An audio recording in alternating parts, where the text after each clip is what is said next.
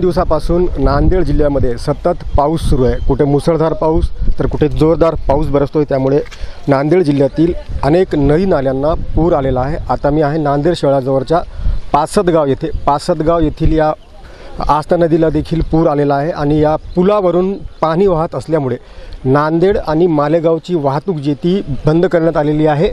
पोलिसांचा बंदोबस्त या ठिकाणी लावण्यात आलेला आहे।